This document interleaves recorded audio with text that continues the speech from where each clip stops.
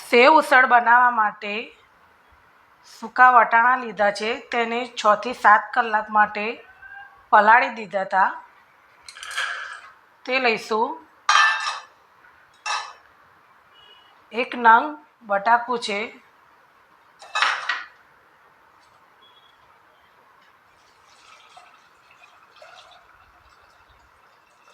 પાણી નાખીશું, મીઠું,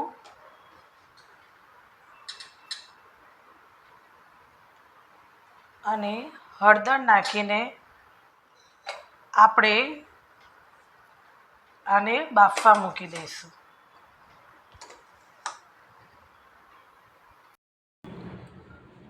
હવે આપણે તરી બનાવવાની છે. તરી બનાવવા માટે એક નંગ ટામેટું,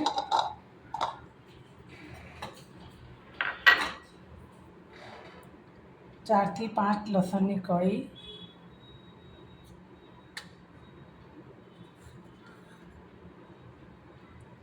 લાલ મરચું પાવડર, જેટલું તમે તીખું ખાતા હોય તે પ્રમાણે મરચું લેવાનું છે, ચપટી હળદર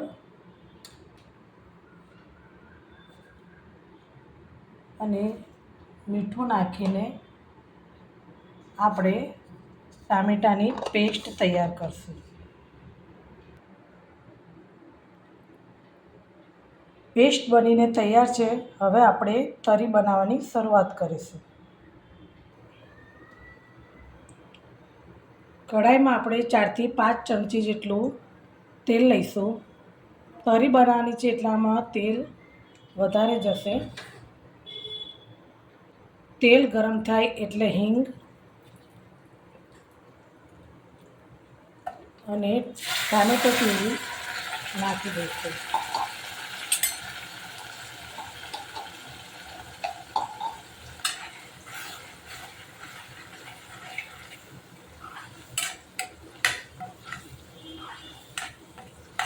આને આપણે સારી રીતે તેલમાં ટામેટાને સારી રીતે પકવા દેવાના છે.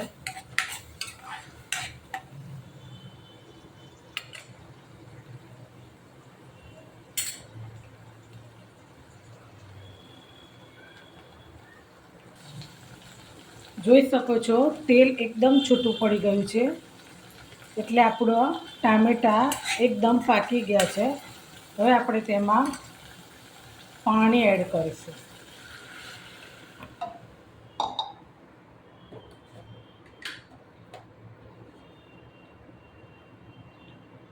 મીઠું. હવે આપણે આને સારી રીતે 4 થી 5 મિનિટ સુધી ઉકળવા દઈશું.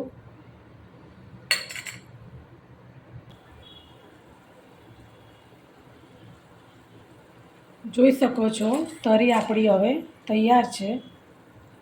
હવે આપણે ઉસળ બનાવવાની શરૂઆત કરીશું. વટાણા આપણા સારી રીતે બફાઈ ગયા છે. હવે આપણે ઉસળ બનાવવાની શરૂઆત કરીશું.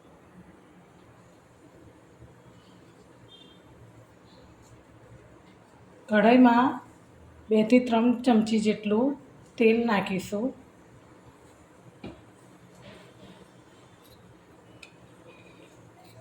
તેલ ગરમ થઈ જાય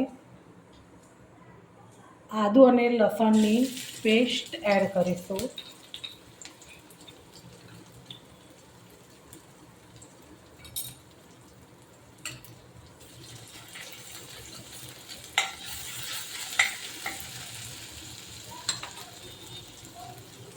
એક ઝીણી સમારેલી ડુંગળી,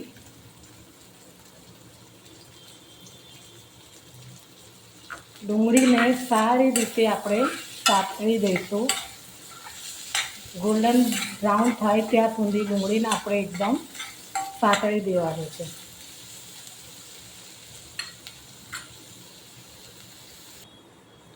ડુંગળી સતળાઈ ગઈ છે. હવે આપણે તેમાં મસાલા એડ કરીશું. ધાણા જીરું, હળદર, લાલ મરચું,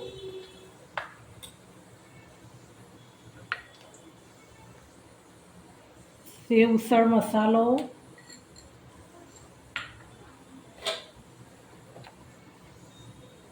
અને મીઠું આપણે બાફતી વખતે નાખેલું છે, એટલે તે હિસાબે આપણે મીઠું એડ કરીશું.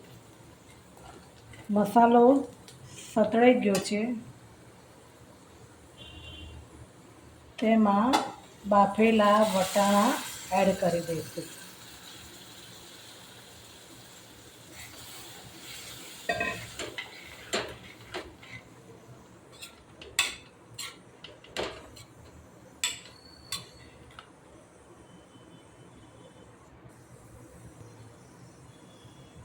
અડધો ગ્લાસ પાણી એડ કરીશું અને હવે તેને એક વખત ઉકળવા દઈશું.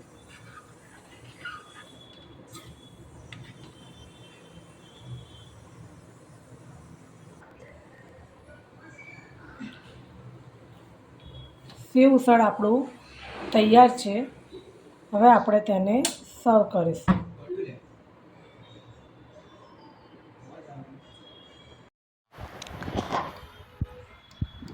ઉસળ ઉપર આપણે તરી નાખી છે, કોથમીર, ઝીણી સમારેલી ડુંગળી અને ઝીણી સેવ નાખીને આપણે બ્રેડ સાથે સેવ ઉસળને સર્વ કરીશું.